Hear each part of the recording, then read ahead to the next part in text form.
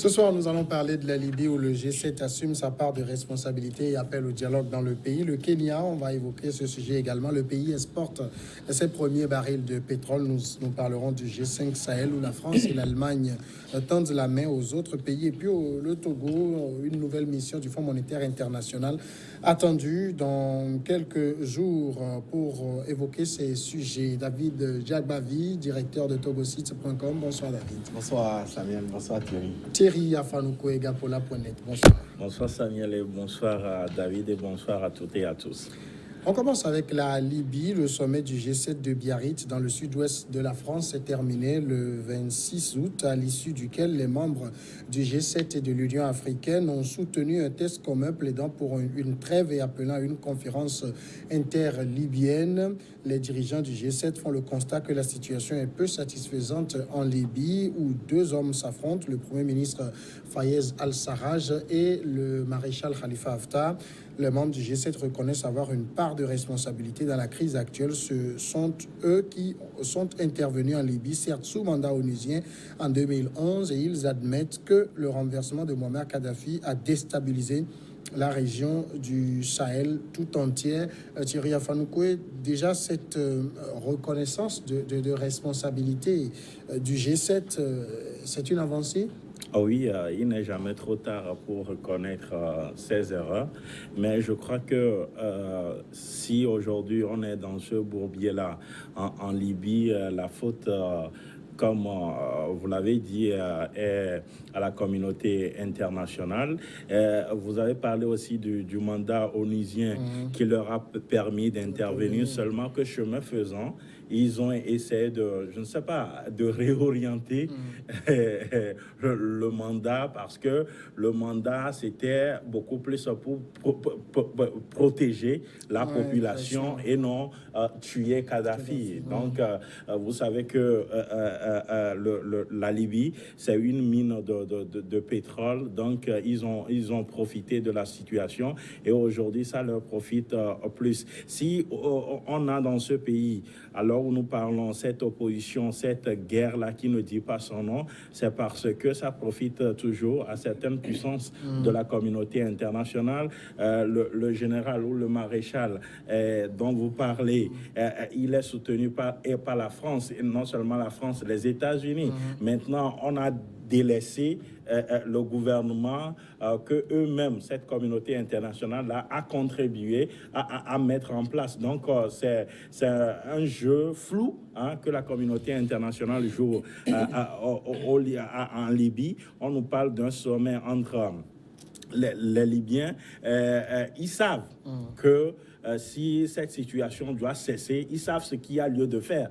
Il faut remettre la Libye aux Libyens, parce qu'aujourd'hui, la Libye ne profite plus aux Libyens. Du moment où ils ont écarté ou tué Muammar Kadhafi, je crois qu'aujourd'hui, les Libyens n'ont leurs yeux que pour pleurer. Ils regrettent même de s'être laissés emballer par ces Occidentaux-là, et on a la situation qu'on a actuelle dans le pays. Donc, je crois que nous, les Africains, nous devrons être beaucoup plus responsables quand il s'agit de notre pays. Il ne faut pas se déchirer pour n'importe quoi. Il faut plutôt préserver la paix, l'intérêt du pays. Sinon, on ne serait pas là aujourd'hui. David Djagbavi, aujourd'hui, si le G7 reconnaît avoir une part de responsabilité dans la crise libyenne, ça veut dire que cela va faire avancer les solutions pour ramener la paix dans le pays? Je pense que les responsabilités ne devront pas se limiter seulement à cette reconnaissance de la communauté internationale. Il faut repartir depuis la base de ce conflit qui a fait partir Muammar Kadhafi aujourd'hui. Reconnaître ses responsabilités, oui, mais il faut les assumer aussi. Aujourd'hui, quelle est la situation sur le terrain? Le constat a dégagé qu'avec la mort, l'assassinat de Kadhafi, la Libye est rentrée dans une sphère de stabilité. Et ça interroge forcément. Et donc, cette communauté internationale qui a été à la base de cette situation conflictuelle en Libye, aujourd'hui, si elle reconnaît sa part de responsabilité, ça veut dire que quelque part, elle avait fauté et que les calculs n'avaient pas été bien faits. L'objectif au départ, c'était de faire partir forcément, de gré ou de force, Kadhafi, sans avoir pensé aux conséquences qui peuvent suivre. Vous avez vu un peu ce qui se passe aussi aujourd'hui en Irak avec le départ de Saddam Hussein. Dans certains pays où la communauté internationale a été intervenue pour faire partir ces présidents, c'est le chaos total et cette situation interpelle et interroge. Alors aujourd'hui, au-delà de cette reconnaissance, qu'est-ce qui va être fait? Est-ce que la reconnaissance va toucher tous les segments qui ont conduit la Libye aujourd'hui à ce chaos? Et c'est toute la question. L'Union africaine, est-ce qu'elle avait été entendue au départ lorsque les premiers tyrans ont été envoyés en Libye sous la présidence? Il faut dire qu'elle a été plutôt manipulée, l'Union africaine, avec Ouada à l'époque qui... Et donc aujourd'hui, si cette communauté africaine a également compris qu'il y avait eu une erreur dans les calculs qui ont été faits, la part de responsabilité revient à tout le monde. Et il faut assumer cette part de responsabilité. Il ne s'agit pas seulement d'appeler au dialogue. Est-ce qu'aujourd'hui, les Libyens sont prêts à aller au dialogue? Quand vous arrivez en Libye aujourd'hui, c'est le chaos total. Il y a deux camps qui s'affrontent. Un premier camp qui est soutenu, comme le disait Thierry, par la France et les États-Unis. L'autre camp qui est soutenu par la population libyenne. Aujourd'hui, est-ce que les deux camps sont prêts à s'asseoir et discuter? Alors, quelle sera la stratégie qui va être mise en place pour que ce dialogue puisse avoir lieu? C'est tout le problème. Et la communauté internationale aujourd'hui doit comprendre qu'il est temps qu'elle arrête aussi de s'immiscer dans les affaires intérieures de certains pays. Les résultats qui suivent après, c'est cette situation chaotique qui est en Libye aujourd'hui. Justement, Thierry, le point qu'évoque David, c'est vrai que la communauté internationale aujourd'hui reconnaît sa part de responsabilité, mais en même temps, on voit le double jeu auquel joue cette communauté internationale dans la situation, le durcissement de la crise actuelle. Oui, malheureusement, c'est ça, c'est des déclarations pour faire plaisir parce que on voit le chaos dans lequel le pays se trouve et la situation aujourd'hui en Libye pose un sérieux problème à l'Europe par rapport à la situation de migration. Donc, ils essayent de contrôler cela ou d'amener la paix ou le calme dans ce pays-là pour que leur côte soit sécurisée. Et non seulement la Libye aujourd'hui est une menace pour l'Europe, mais aussi pour l'Afrique. Vous avez vu, aujourd'hui, il y a un procès au Tchad. Le mouvement qui a voulu renverser le président tchadien est parti du Tchad. Si aujourd'hui, la CEDEAO, la sous-région, est menacée, c'est parce que les armes circulent de part et d'autre compte tenu de la situation en Libye. Donc, non seulement le G7 a reconnu sa part de responsabilité, il faudrait aussi que les Africains eux-mêmes se réveillent et décident de trouver des solutions, comme ce fut le cas l'autre fois au Soudan, aux problèmes africains. Et cela va beaucoup nous aider. Il faudrait aussi que le maréchal Haftar, parce que quoi qu'on dise et tous les moyens qu'on lui donne jusqu'à aujourd'hui, il n'arrive pas à renverser en tout cas le gouvernement qui est à Tripoli. Donc il doit comprendre, il doit capituler et on va lancer peut-être un processus de désarmement pour essayer de contrôler tous les différents mouvements qui est en Libye. Donc voilà le travail qui est à faire. David l'a si bien dit, tout reste à savoir la stratégie à dérouler pour permettre aux Libyens de se retrouver et de se parler. Il faut aussi une volonté politique pour que cette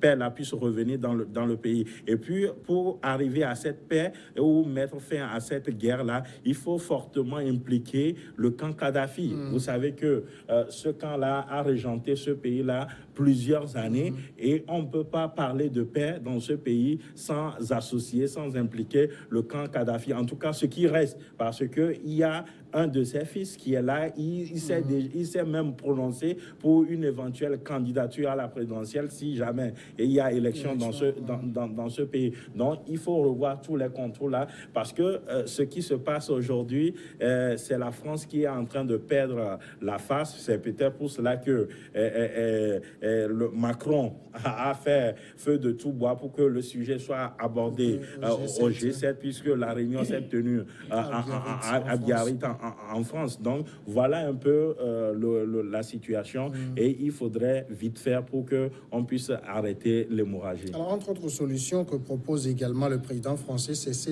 dialogue inter-libyen dans lequel le président français souhaite que l'Union africaine joue un rôle prépondérant. Il est important aujourd'hui que la résolution... C'est parce que peut-être ils ont essayé de par le passé, ils n'ont pas réussi parce que après la chute de Kadhafi, il y a pas mal de sommets, de réunions qui ont eu lieu à Paris, mais ça n'a pas porté de fruits forcément. Et puis aujourd'hui, la France, en faisant une telle proposition, veut revenir au devant de la scène parce que aujourd'hui, quand Macron rencontrait les ambassadeurs, il a fait ce constat-là comme quoi la Russie est en train de prendre le devant de beaucoup de choses, que la Russie est impliquée en Syrie, et en Centrafrique, en Iran. Ça dit que partout la Russie apporte son soutien. Il est difficile à une partie de la communauté internationale d'imposer son dictat tel que ça a été le cas malheureusement en Libye. Alors, mais en souhaitant quand même que l'Union africaine puisse un peu davantage mieux s'impliquer,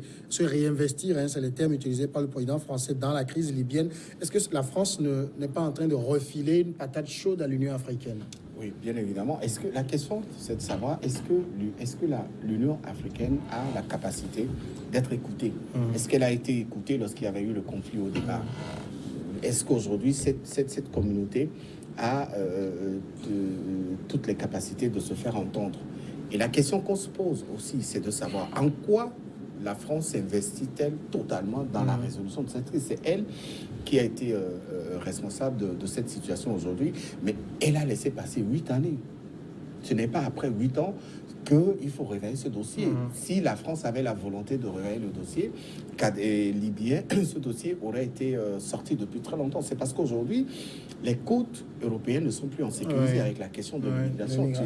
Thierry en parlait tout à l'heure. Ça veut dire que les Européens ont envie de trouver des solutions, non pas pour protéger les Libyens, mais plutôt pour se protéger contre cette immigration. Et la question du terrorisme en Afrique. Vous avez vu ce qui s'est passé après le départ de Kadhafi.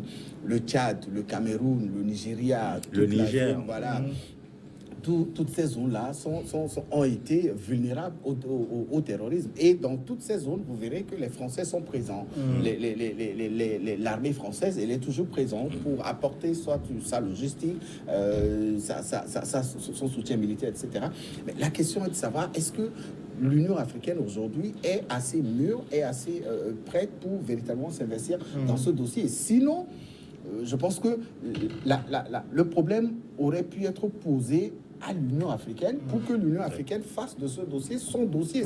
C'est une affaire totalement africaine, hein. Et même si c'est la France, si c'est l'Europe ou si c'est la communauté internationale qui est venue faire la guerre, ils sont venus faire la guerre sur le territoire africain. Donc il faut que la communauté africaine, l'Union africaine, justement, mette tout de son côté pour véritablement s'imposer. Mais quand vous avez en face ces puissances, vous avez vu un peu les États-Unis, la France, l'Allemagne, l'Angleterre, etc.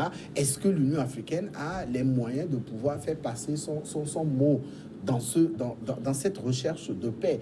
Et la question qui se pose aussi, c'est de savoir qu'est-ce qui justifie justement cette recherche effrénée à la paix, à la résolution.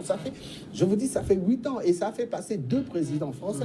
Ni Sarkozy est passé, Hollande est passé. Personne ne s'est intéressé à ce dossier après avoir laissé la Libye dans cette situation-là. Alors aujourd'hui, il faut que l'Union africaine aussi comprenne qu'étant une institution africaine qui réunit des pays indépendants, une cinquantaine de pays indépendants, elle est en mesure de régler ses problèmes elle-même. S'il y a un conflit dans un pays, il faut que cette Union africaine prenne la responsabilité d'aller et de ne pas attendre que l'appel vienne forcément de la communauté internationale. Mais au même moment, est-ce que la Libye se sent suffisamment africaine pour que son problème soit prise à bras le corps par l'Union africaine. Mais malheureusement, elle fait partie de l'Union africaine. Souvenez-vous que Kadhafi portait ce rêve-là de doter le continent d'une monnaie unique. Donc, c'est quelque part aussi tout son malheur. Donc, vous voyez, les Libyens, quoi qu'on dise, c'est des Africains. Et la solution à leurs problèmes doit venir aussi quelque part de l'Afrique. Parce que ce qui se passe en Libye, je crois que touche pratiquement tous les pays frontaliers. Et on recense là jusqu'en Afrique occidentale. Donc, il y a de quoi à ce que les dirigeants se réunissent, se penche véritablement sur la question. Sinon, on va aller dans l'isement, en lisement, et c'est la population, malheureusement, qui paye le lourd tribut. Nous allons observer la première pause et nous revenons tout de suite après.